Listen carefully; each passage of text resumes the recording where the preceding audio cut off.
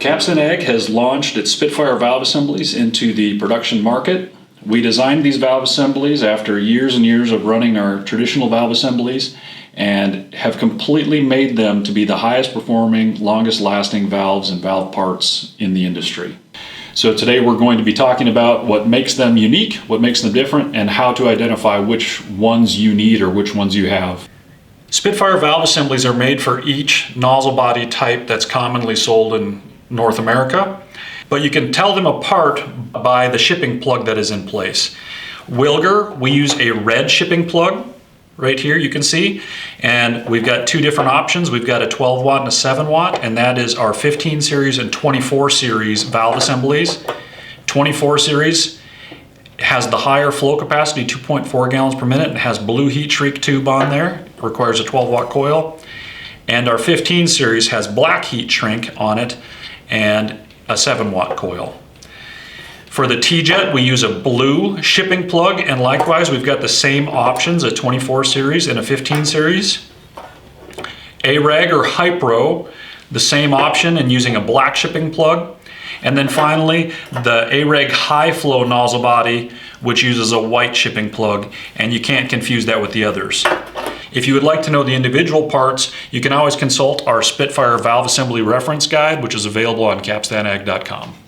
So first, right here we have the Spitfire coil assembly. And the Spitfire coil assemblies come in two different varieties. We've got a 12 watt and a 7 watt. And the 12 watt is shown right here, and we've got a blue heat shrink tube. The 7 watt would say 7W and have a black heat shrink tube. We'll look at those more in detail in a minute. But you can see here that we've got a bell housing and the coil assembly itself overmolded with our standard 2-pin weather pack connection that makes it compatible with all Capstan systems. We also have our U-clip, which is used to attach our fly nut to the bell housing and is our mating surface. We have our orifice disc assembly, which is actually 3 parts. There's 2 O-rings and the orifice disc itself. It's also important to note we do have what's called a spoke O-ring. It's a captured O-ring on here, and it's called a spoke because we have these little branches that hold it in place and turn 2 O-rings into 1 O-ring. And we've got our main O-ring here on the top for the sealing surfaces. This is inserted into the bell housing and is what the plunger actually interfaces with in the coil assembly itself. You can also see the sealing surface here, which we call our mound. And on the back side we have what's called our tail, and this is how we can differentiate which we have on these because there is a unique orifice disc for each valve assembly.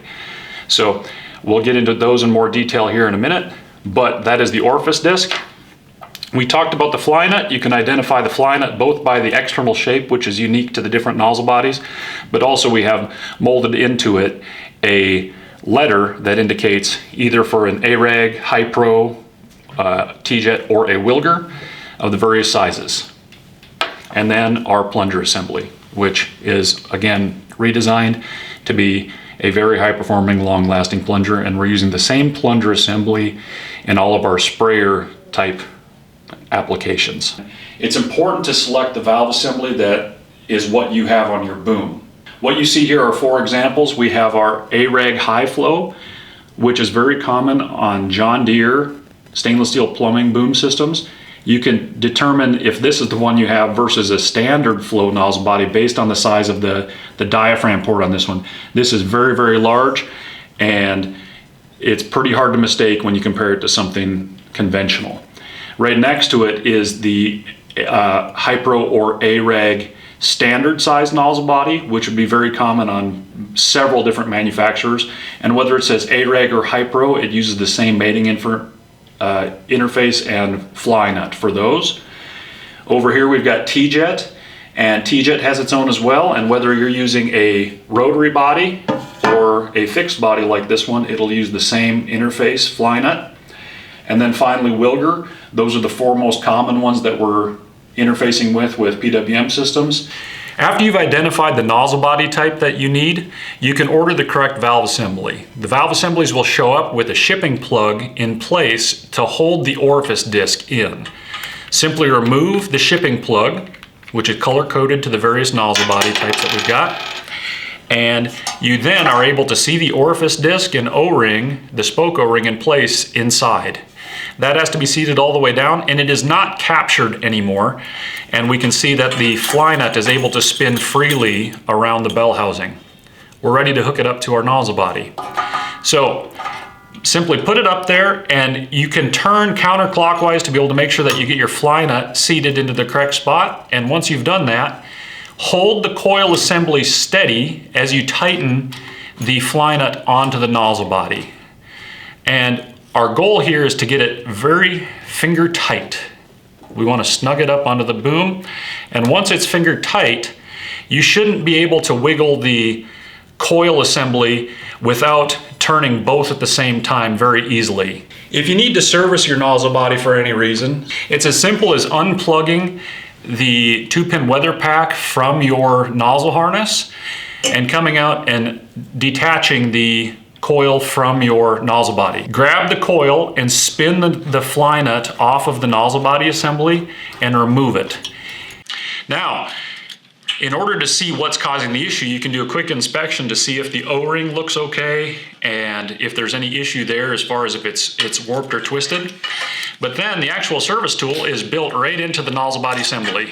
You just grab the U-clip and remove the fly nut from the bell housing, slides right over the top, and you can see the orifice disc mounted in the bell housing.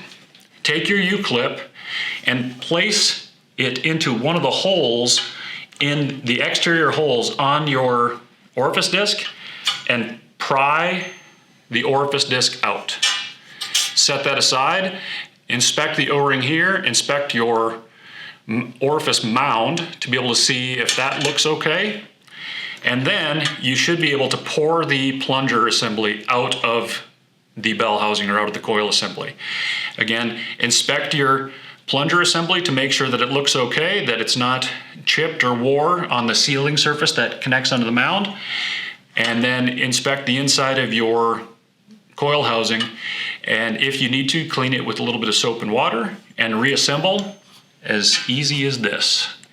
Pop in the plunger. Next, add the orifice disc, make sure it clips into place and we don't have the O-ring protruding around the side. Put the fly nut back on, make sure it spins, and then finally pop your U-clip back in place and reassemble back onto your nozzle body.